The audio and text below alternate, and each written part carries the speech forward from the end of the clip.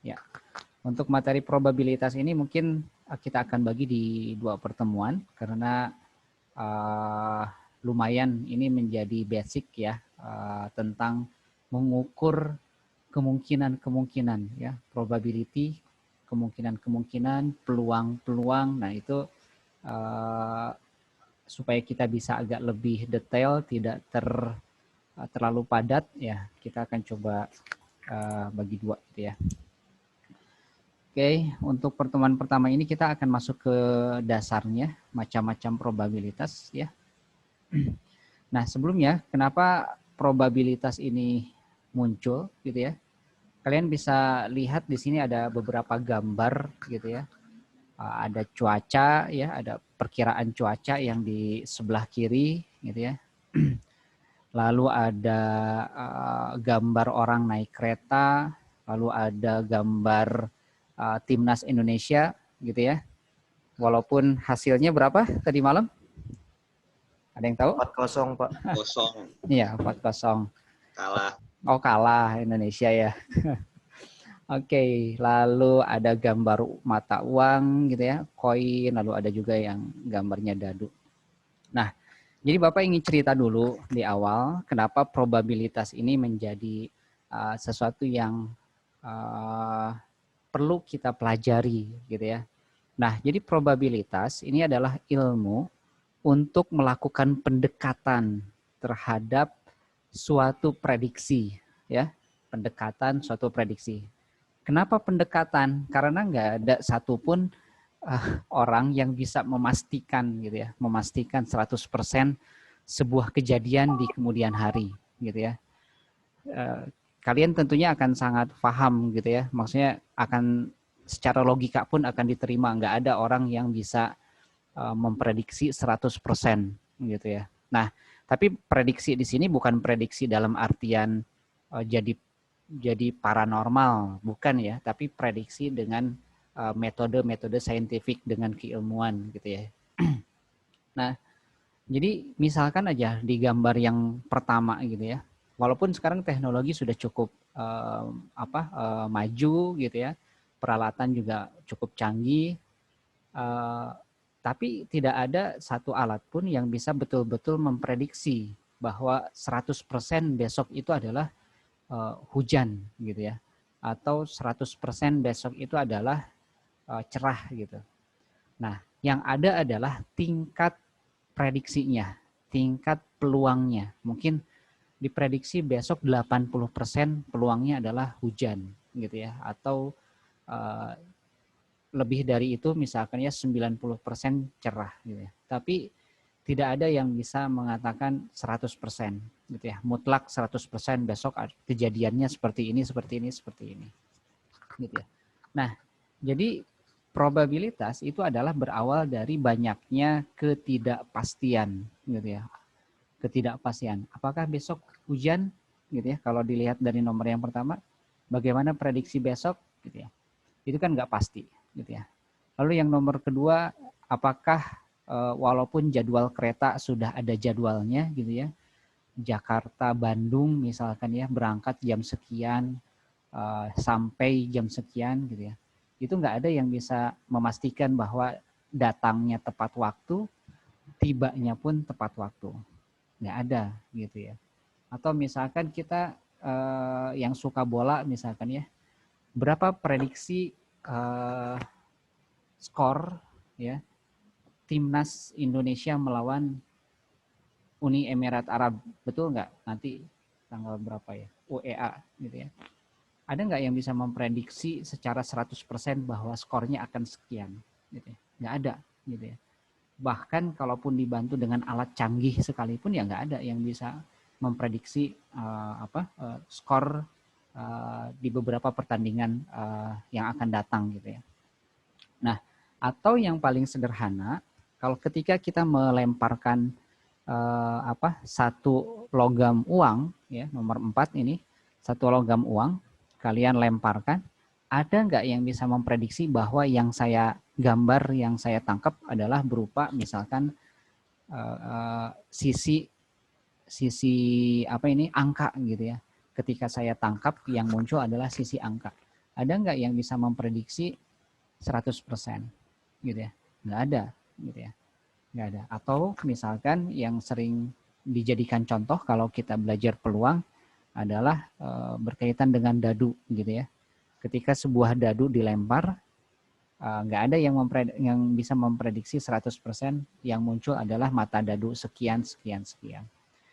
Oke, jadi kesimpulannya adalah karena di dunia ini banyak sekali ketidakpastian, ya, ketidakpastian, maka ketidakpastian itu didekati oleh sebuah metode, sebuah ilmu, gitu ya, yang disebut dengan probabilitas. Jadi kita melakukan pendekatan. Benar nggak sih prediksi saya, gitu ya? Nah, misalkan ya, contoh, gitu ya, contoh. Kalau mata uang aja gitu ya, kalau yang mata uang aja, kalau kita mau memprediksi bahwa uang yang muncul adalah berupa angka, gitu ya, berupa angka, itu prediksinya akan relatif lebih besar. Kenapa? Karena kemungkinannya ada dua, ya, sisi angka dan sisi gambar, ya, sisi angka dan sisi gambar. Jadi kurang lebih ini adalah 50-50, 50%, 50%. Gitu. Berarti kan ini sebuah pendekatan nih. Sebuah pendekatan.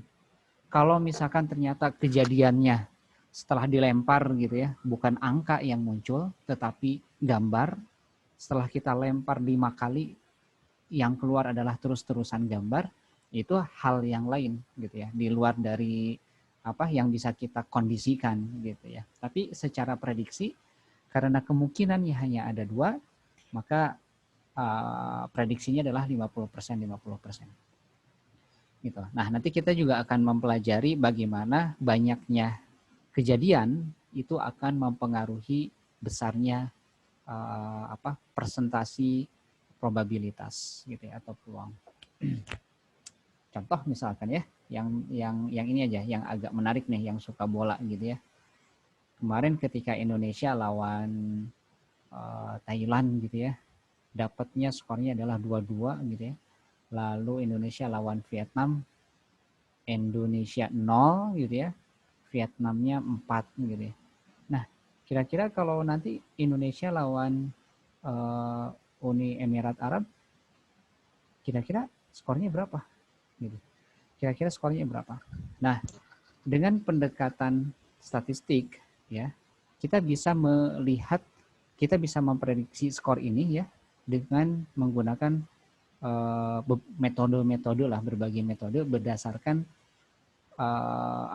beberapa atribut sebelumnya, misalkan ya kondisi pertemuan, bukan kondisi ya, apa namanya itu, riwayat pertandingan lah, boleh dibilang kayak itu, riwayat pertandingan antara Indonesia dengan Uni Emirat Arab, lalu dilihat dari kondisi fisiknya gitu ya, atau track record pelatihnya gitu ya, ataukah yang lainnya gitu ya. Itu bisa jadi pendukung ketika kita melakukan sebuah prediksi gitu ya. Nah, jadi karena banyaknya ketidakpastian, maka kita akhirnya menggunakan satu pendekatan yang namanya peluang, probabilitas. Bukan berarti ketika kita sudah mempelajari ilmu peluang gitu ya, prediksi-prediksi kita akan selalu tepat gitu ya, nggak juga gitu ya, karena kadang misalkan diprediksi 80% gitu ya, tapi ya bisa saja yang kejadiannya adalah yang 20% ya gitu. Jadi ini memang sebagai upaya manusia untuk mengeliminir kesalahan yang terjadi gitu ya. Oke, dari segi sejarah itu ada seorang ilmuwan ya, namanya Blaise Pascal. Kalau kita belajar fisika ya, itu ada yang namanya hukum Pascal gitu ya. Mungkin kalian masih ingat waktu SMA pernah belajar hukum Pascal gitu ya. Nah, ada namanya Blaise Pascal, dia seorang ahli fisika dan matematika. Dia dimintain tolong gitu ya, dimintai tolong oleh temannya gitu ya. Dimintai tolong. Namanya seperti yang tertulis ya, Chevalier de Mere gitu ya. Dia itu sebetulnya kalau dilihat dari sejarahnya juga katanya sih ilmuwan juga gitu ya, tapi dia suka judi katanya gitu.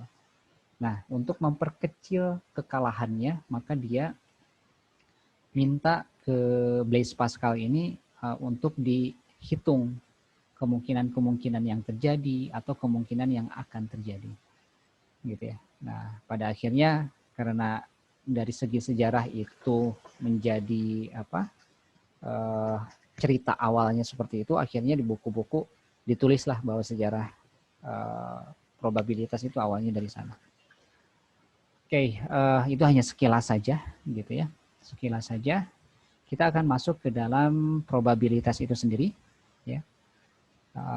Dalam menentukan probabilitas, ya, probabilitas itu kadang disebut peluang, ya.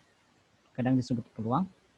Jadi kalau ada yang nyebut probabilitas, kadang ada yang nyebut peluang, itu sama saja, gitu ya. Nah, ada beberapa pendekatan dalam menentukan probabilitas, gitu ya. Kita lihat dari beberapa pertanyaan lah, gitu ya, beberapa pertanyaan. Supaya kita bisa merasakan mengukur sebuah peluang itu seperti apa. Oke, misalkan Bapak ya tanya seberapa yakin Anda lulus tepat waktu, gitu ya. Seberapa yakin Anda lulus tepat waktu? Bapak tanya misalkan yang ada aja, Dining, seberapa yakin Anda lulus tepat waktu?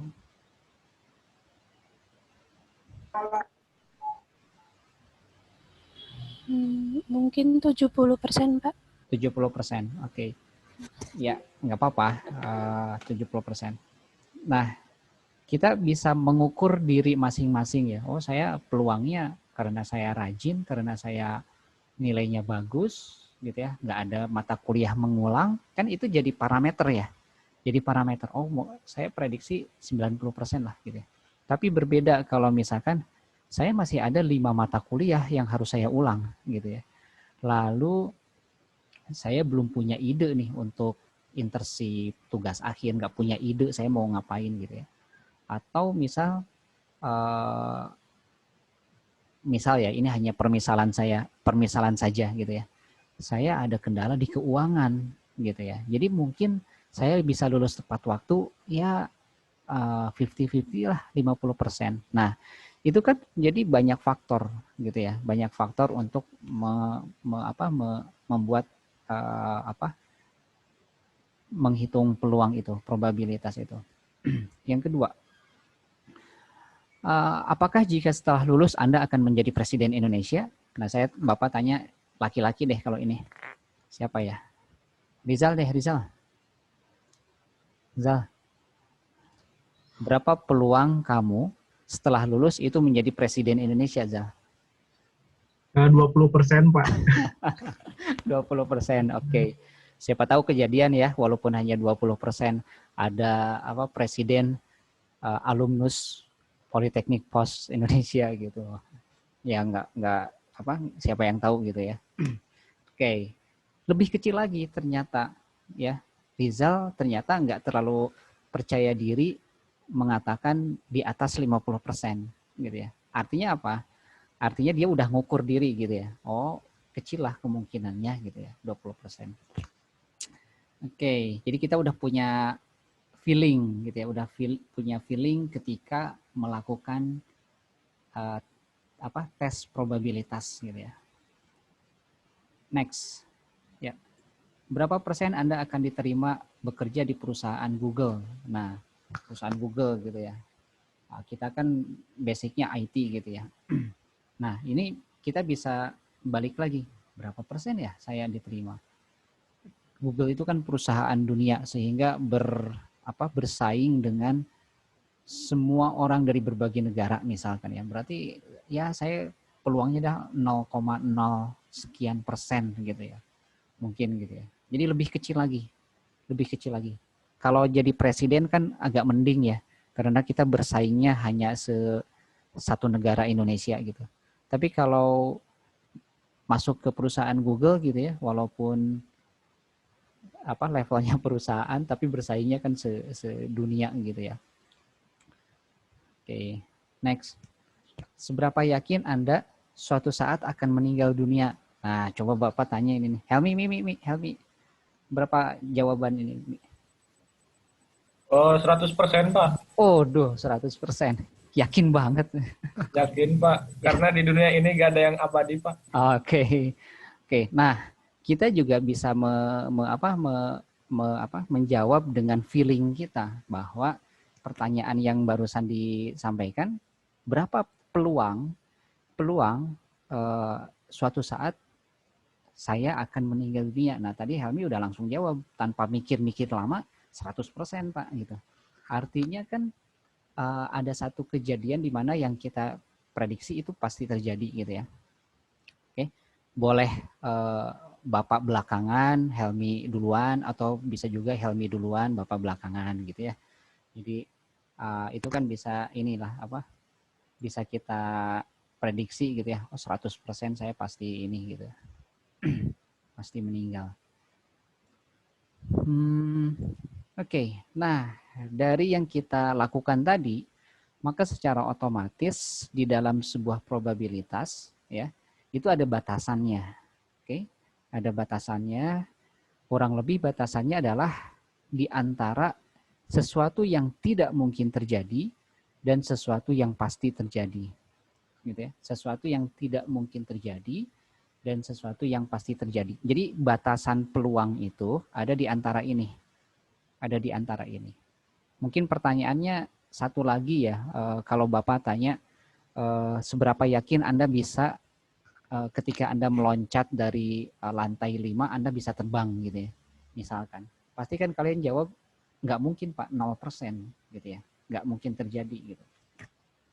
Nah, jadi ketika kita bicara peluang atau probabilitas, maka batasannya adalah ada di antara kejadian yang tidak mungkin terjadi atau biasanya kalau secara angka 0, secara persentase 0% gitu ya. Dan batasan yang lain di ujung itu adalah kejadian yang pasti terjadi. Secara angka dia dituliskan angka 1 kalau pasti jadi, atau secara persentasenya adalah 100%. Oke.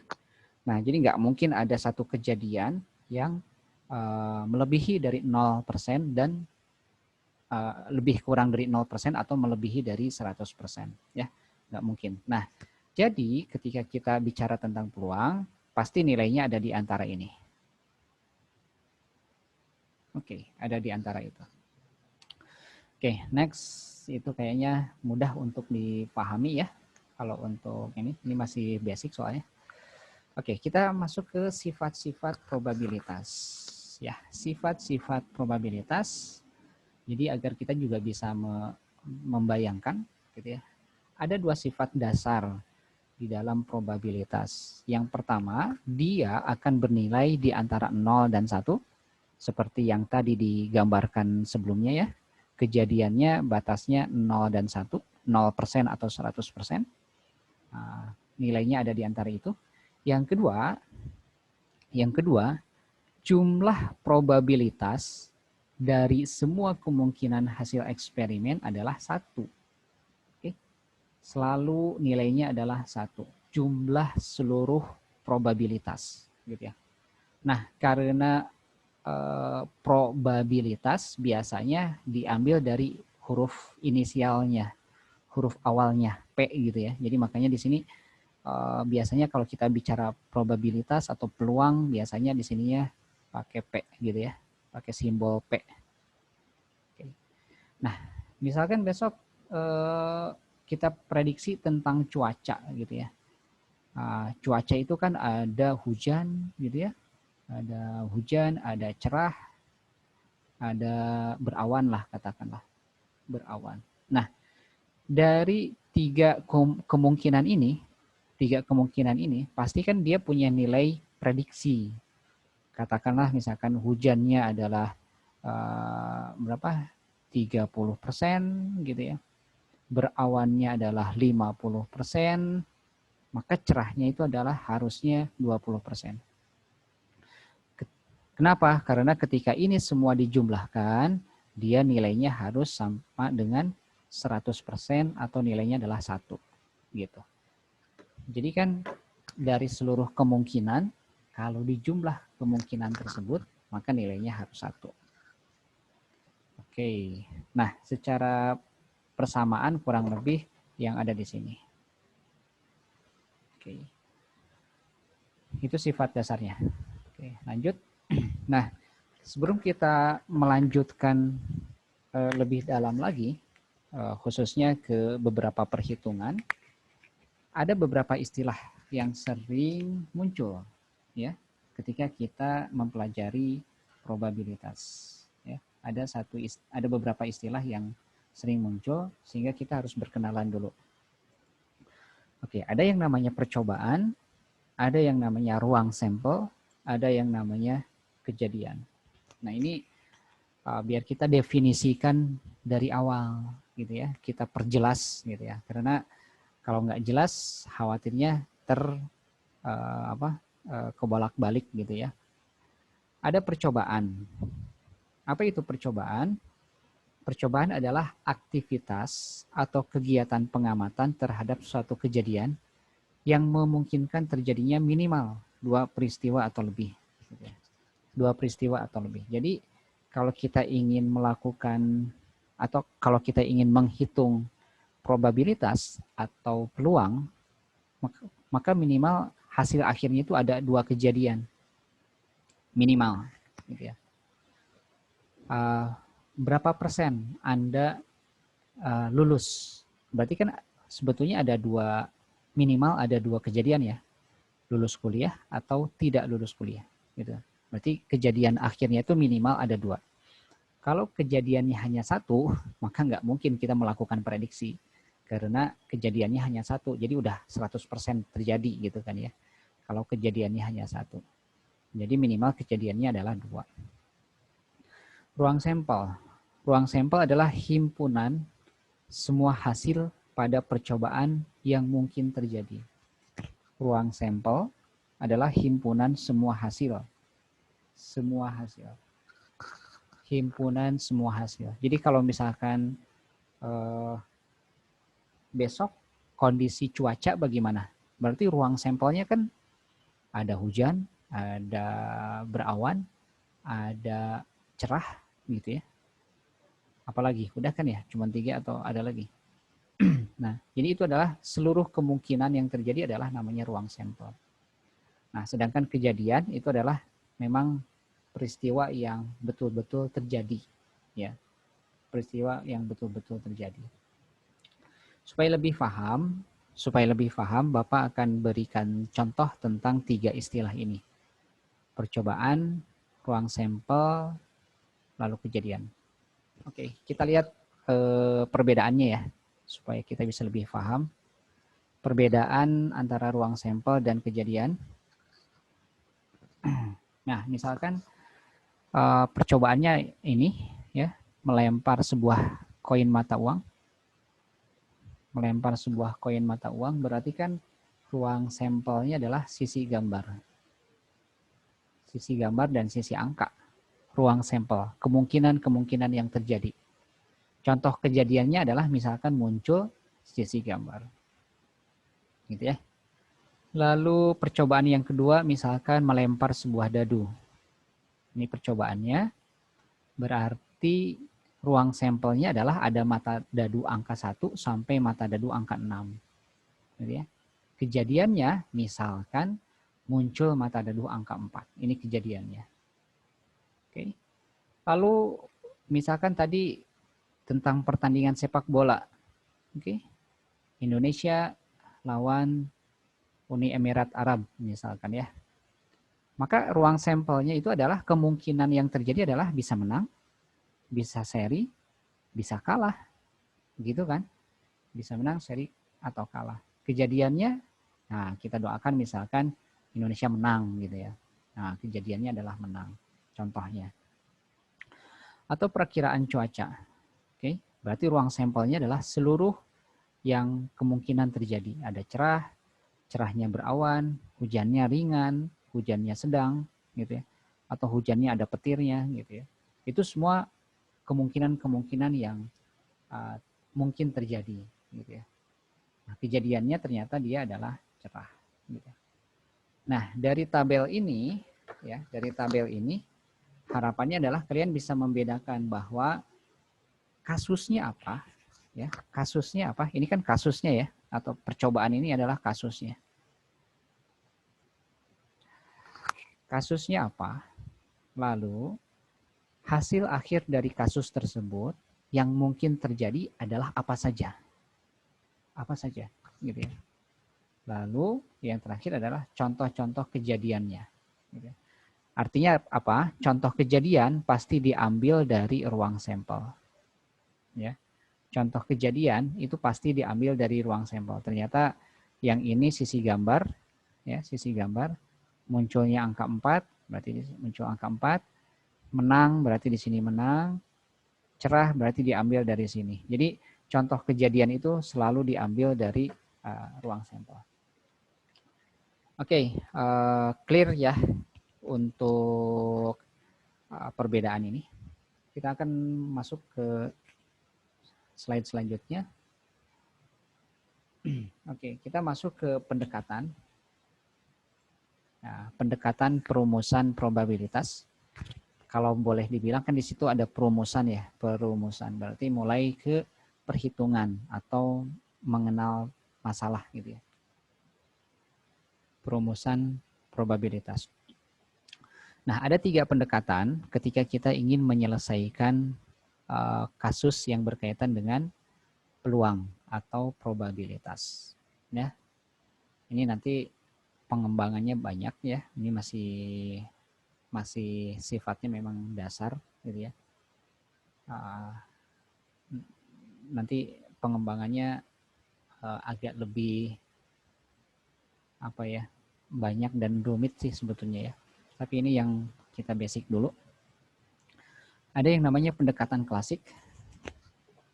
Ada yang namanya pendekatan frekuensi relatif. Dan terakhir ada pendekatan subjektif. Oke. Pendekatan klasik dan frekuensi relatif, dia akan menggunakan banyak-banyak metode perhitungan. Jadi dia melakukan pendekatannya itu dengan menggunakan perhitungan lah gitu ya. Pendekatan kuantitatif gitu ya.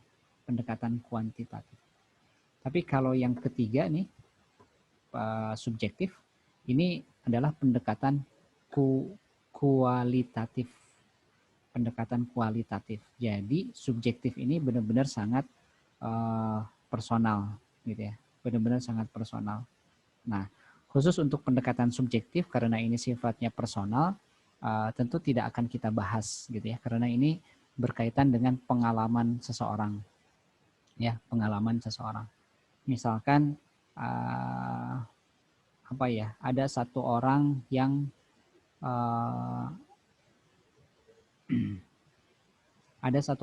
sering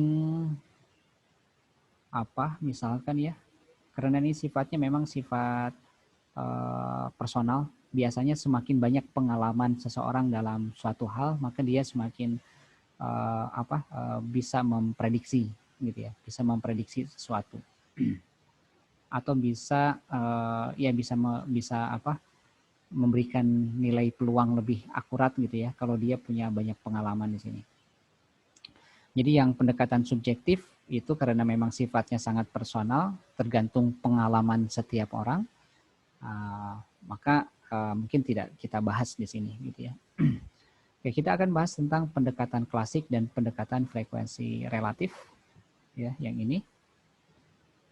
Oke, kita masuk ke pendekatan klasik. Jadi pada pendekatan klasik, namanya juga klasik ya. Jadi klasik itu yang pertama kali didefinisikan tentang peluang, atau cara mencari peluang itu ya pakai cara ini gitu ya. Makanya disebutnya klasik. Jadi pada pendekatan klasik, semua peristiwa pada suatu percobaan mempunyai kesempatan yang sama untuk terjadi. Mempunyai kesempatan yang sama. Oke, contoh ya, misalkan tadi ada perakiraan cuaca, ada hujan, Ada hujan, ada cerah, misalkan ya ada berawan. Oke. Nah, pada pendekatan klasik,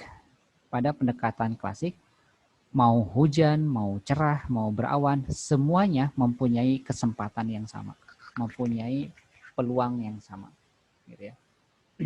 Nah,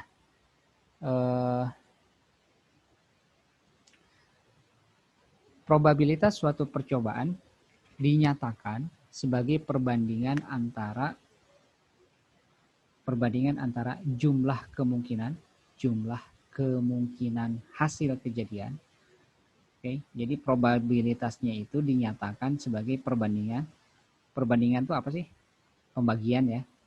Nah, apa yang dibagi? Yang dibagi adalah jumlah kemungkinan dibagi dengan seluruh kemungkinan. Jumlah kemungkinan dibagi dengan jumlah seluruh kemungkinan pada ruang sampel. Oke, kita lihat contohnya ya.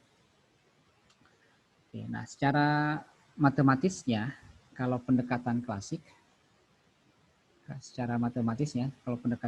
itu adalah perbandingan kemungkinan terjadi dibagi dengan ruang sampelnya. Contoh ya, yang paling mudah, koin. Oke, koin itu kan ada yang angka, sisi angka, ada juga yang sisi gambar. Gitu, sisi gambar. Oke, berapa peluang terjadinya sisi angka? Sisi angka kan cuma satu. Total keseluruhan sisinya ada berapa? 2. Berarti peluangnya adalah setengah. Gitu kan? Contoh yang lain, dadu. Ini koin ya, ini koin. Sekarang dadu.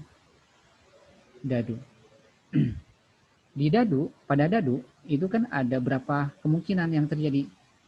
Berarti ada sisi mata dadu 1 ya, mata dadu 2, mata dadu 3 dan seterusnya 4, 5, 6 gitu ya. 4, 5, 6. Nah, sekarang Bapak tanya, berapa kemungkinan munculnya mata dadu ganjil gitu ya. Mata dadu ganjil. Berarti kan kalau mata dadu ganjil kan hanya ada 1, 3, 5. Berarti kan ada 3 ya. 1, 2, 3. Ada 3. Berarti peluangnya adalah ada 3 kemungkinan dibagi dengan total keseluruhannya ada berapa? Ada 6 kan? Nah, berarti 3/6. Gitu. Jelas atau nggak jelas? Pak, izin nanya Pak. Ya. Kalau 3/6 itu dipecahin lagi nggak Pak jadi 1/2 Pak? Oh, boleh lah itu. Itu kan teknis aja. Boleh. Oke Pak. Oke. Ini karena untuk selanjutnya kan tinggal pemahaman kita. 3/6 itu bisa kita buat setengah, bisa kita buat 50%. 50%. Contoh lagi. Oke. Bapak hitamkan layarnya. Oke. Ada 2 buah mata dadu. 2 buah mata dadu. Sorry, ada 2 buah dadu lah gitu. Sekarang Bapak tanya, berapa peluang yang muncul jika jumlah 2 mata dadunya, 2 MD-nya adalah 6 lah misalkan ya. Berapa peluang yang muncul jika yang kita inginkan adalah jumlah 2 mata dadunya adalah 6. Oke. Yang pertama itu kalau ada 2 mata dadu berarti ada berapa kemungkinan? 36, Pak. Nah, kan mata dadu pertama, oke, kita tulis dadu lah. Dadu 1, dadu 2 gitu ya. Dadu 1 kan 1, 2, 3, 4, 5, 6 gitu ya. Ada 6 mata dadu. Dadu 2 itu kan sama. 1, 2, 3, 4, 5, 6. Berarti nanti ada 36 pasang gitu ya. 6 kali 6 ada 36 pasang. Berarti semestanya ruang sampelnya ada 36. Lalu di sini ada jumlah 2 mata dadunya 6. Berarti kemungkinannya adalah 15. Berapa lagi? 24. Ya. 3 sama 3. 4 sama 2. 5 dan 1. Gitu ya. 5 dan 1. Berarti ini ada berapa nih? Ada berapa nih? 1, 2, 3, 4, 5. Ada 5 kemungkinan kan? Berarti peluangnya adalah 5 kemungkinan dibagi berapa? 36. Oke, itu adalah namanya pendekatan klasik gitu ya, pendekatan klasik. Jadi kita oke, Bapak balik lagi ke slide.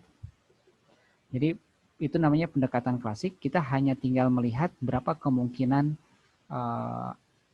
cara atau kejadian yang terjadi dibagi dengan berapa kemungkinan keseluruhannya ruang sampel. Oke, supaya lebih jelas lagi, kita lihat contoh soal saja. Ya, contoh saja.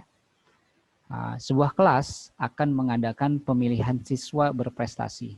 Ya, sebuah kelas 3B atau 3C akan memilih mahasiswa berprestasi misalkan. Nah, di dalam kelas tersebut ada 10 siswa laki-laki, 15 siswa perempuan. Pertanyaannya adalah berapa probabilitas siswa perempuan akan terpilih? Oke. Berarti kan peluangnya adalah siswa perempuan ada berapa? Ada 15 kan? Berarti ada 15 dibagi total keseluruhan. 15 tambah 10, 25. Gitu ya. Berarti 15 per 25. Boleh diperkecil menjadi misalkan 3/5. Gitu ya. 3/5 itu sekitar 0,6 atau bisa kita tulis 60%. Berarti peluangnya adalah 60%. Gitu. Ya. Itu contoh bagaimana kita menerapkan peluang ya. Menerapkan peluang. Jadi kalau dari kasus ini 60% ya barusan. 60%. Berarti kalau kita ingin memilih siswa berprestasi, kalau kita ingin memilih siswa berprestasi, maka yang terpilihnya perempuan itu peluangnya lebih besar 60% dibandingkan yang laki-laki. Oke, laki-laki berarti berapa? 40% dong, gitu ya. Sekitar 40%. Nah, jadi peluangnya lebih besar yang perempuan, gitu ya. Nah, perhitungannya kurang lebih seperti ini, ya. Jumlah ruang sampelnya atau total ada 20 siswa. Jumlah siswa 15 yang perempuan, berarti 15 dibagi 25. 60%. Gitu ya. Next, contoh yang pertama, kita masuk misalkan contoh yang kedua. Dalam suatu percobaan pelemparan, nah kalau ini lebih ringan ya, kalau tadi kan udah 2 buah, kalau ini sebuah aja. Pelemparan sebuah dadu. Berapakah probabilitas yang terjadi untuk munculnya angka dadu ganjil? Yang tadi ya, angka dadu ganjil. Berarti kan angka dadu ganjil itu kan hanya ada angka 1, 3, 5. Berarti total kemungkinan terjadinya kan ada 6 mata dadu. Ya. Berarti peluangnya adalah 3/6. Seperti yang tadi ya, karena ini sudah. Nah, sekarang Bapak coba kombinasikan. Ini kita sambil latihan saja. Bukan sebuah dadu, tapi 2 buah dadu. Oke, 2 buah dadu. Oke, berapakah probabilitas yang terjadi untuk munculnya pasangan dadu ganjil? Pasangan dadu ganjil. Kira-kira berapa? Ada yang bisa nebak nggak? 2 buah dadu, berarti kalau 2 buah dadu semestanya ada berapa? 3, 36 dong. Oke, ada 36. Lalu kira-kira pasangannya ada berapa?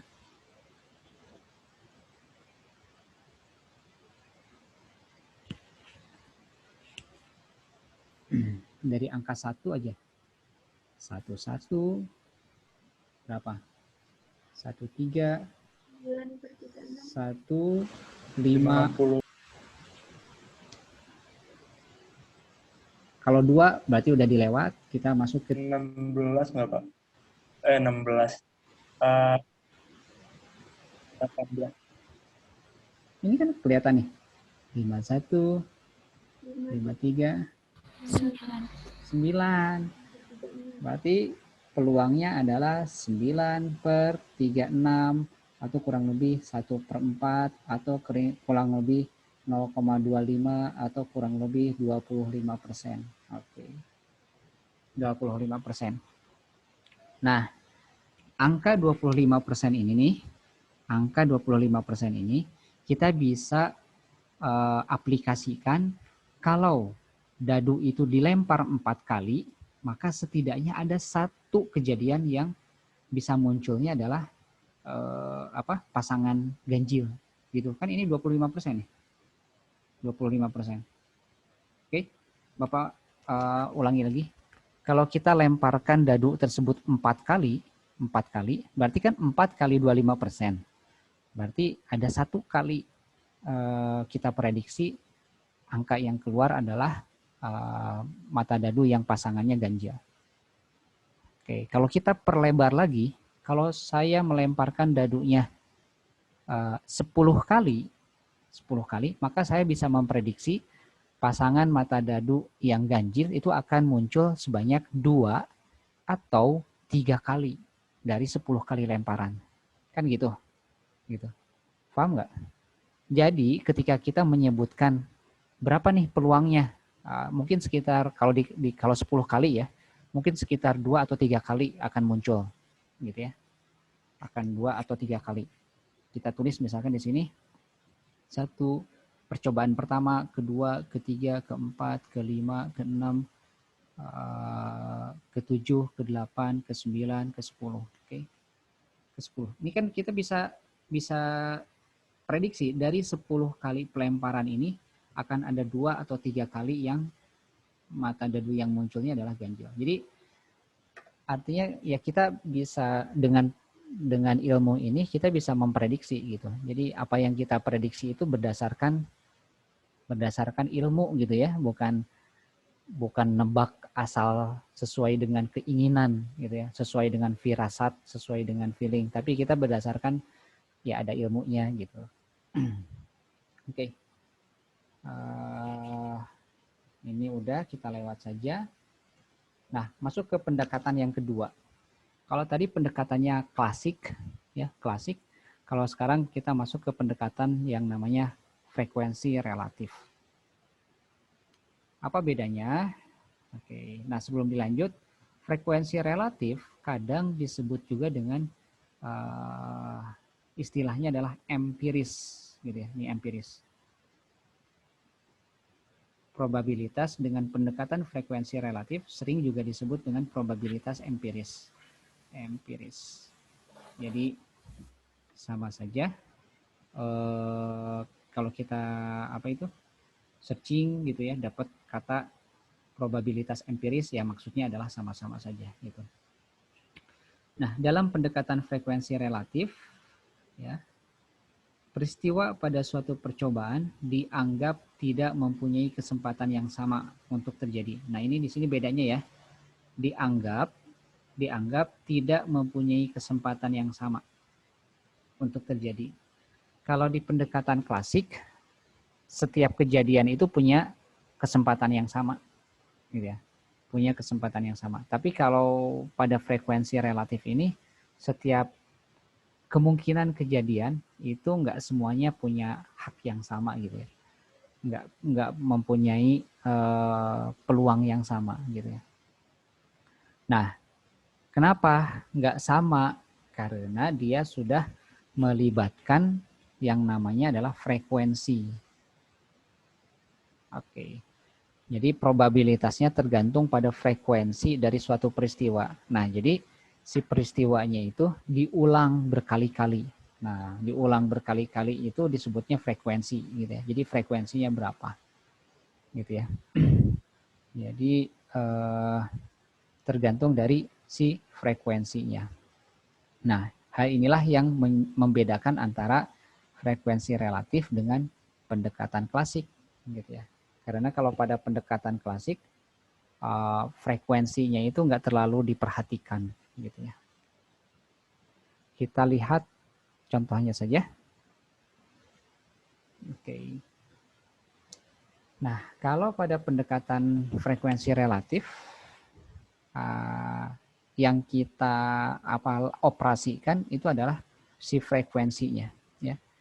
Frekuensi kejadian A dibagi dengan ruang sampelnya.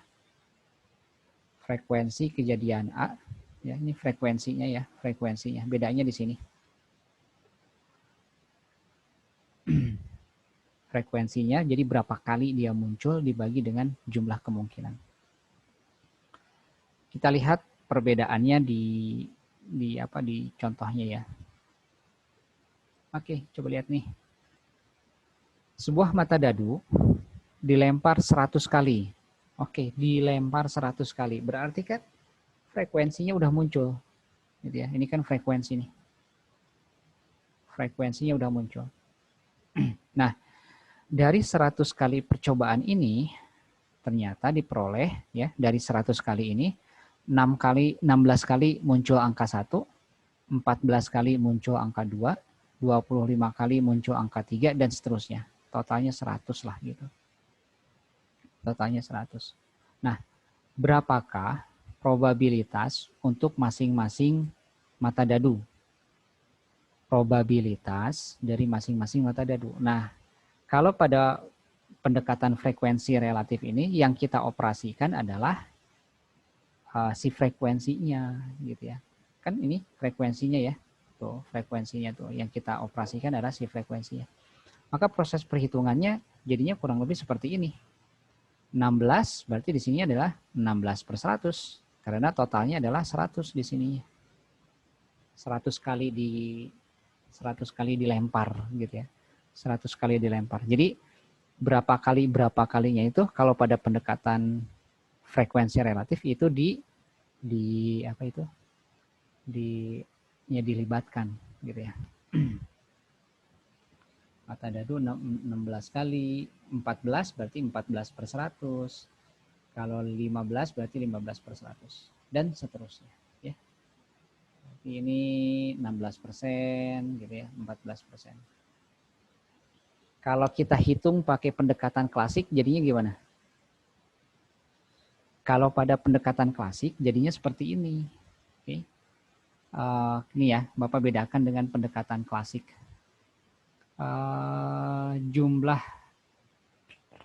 Jumlah keseluruhan itu kan ada berapa nih? Ada berapa mata dadu jumlah keseluruhan? Ada 6 kan? Gitu ya. Jadi setiap mata dadu dia punya kesempatannya adalah 1/6. Oke.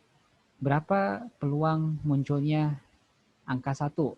Nah, pada pendekatan klasik yang sebelumnya berarti kan 1/6. Oke, 1/6. Berarti kalau misalkan ada 100 munculnya angka 1, 1/6, munculnya angka 2, 1/6 juga, munculnya angka 3, 1/6 juga gitu. Jadi semuanya sama gitu ya. Semuanya sama. Tapi kalau pada pendekatan frekuensi enggak semuanya sama. Semuanya beda-beda tergantung dari frekuensinya. Kayak gitu. Oke, Bapak stop dulu ya. Nih, khawatir kecepatan. Sebentar. Oke. Kita coba yang ini aja ya. Kita coba yang ini. Dalam suatu perkuliahan mata kuliah statistik diperoleh bahwa dari 40 mahasiswa, nah oke, ada 40 mahasiswa, terdapat 15 mahasiswa yang mendapatkan nilai 100. Oke. Berapakah besarnya probabilitas seorang mahasiswa mendapatkan nilai 100? Dari 40 mahasiswa, ada 15 yang dapat nilai 100. Nah, jadi berapa persen probabilitas seorang mahasiswa dapat nilai 100? Berapa? Ada yang bisa tebak nggak? 15/40, Pak. 15/40. Oke, 15/40. 0,375, 37,5%. Ya, kurang lebih kayak gitu. Oke. Gampang ya harusnya. Oke, sedikit lagi. Ini tinggal slide terakhir. Nah, pada statistik ada satu hukum. Ada satu hukum yang banyak yang banyak akhirnya muncul dari ilmu probabilitas ini, gitu ya. Yang banyak muncul setelah kita mempelajari ilmu probabilitas. Namanya adalah the law of large number. The law of large number. Atau hukum bilangan besar. Hukum bilangan besar. Apa itu hukum bilangan besar? Hukum ini menyatakan bahwa semakin banyak percobaan yang dilakukan, maka probabilitas empiris dari suatu kejadian akan mendekati probabilitas sesungguhnya. Akan mendekati probabilitas sesungguhnya. Jadi intinya adalah kalau kita melakukan percobaan lebih banyak, maka hasilnya akan mendekati hasil aslinya, kejadian aslinya. Semakin banyak kita melakukan sesuatu, berarti kan kita semakin berpengalaman biasanya. Nah, ketika kita mau memprediksi itu udah nggak susah lagi, udah nggak terlalu kesulitan lagi gitu. Jadi intinya the law of large number itu semakin sering kita melakukan sesuatu, maka semakin mudah kita melakukan sesuatu tersebut. Gitu. Paham ya? Jadi kalau kita sering melakukan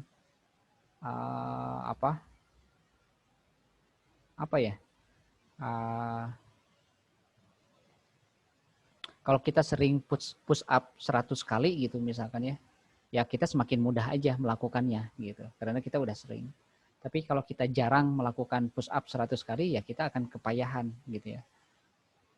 Artinya nggak terlalu akurat hasilnya kayak gitu. Oke, Bapak cukupkan dulu materinya sampai sini.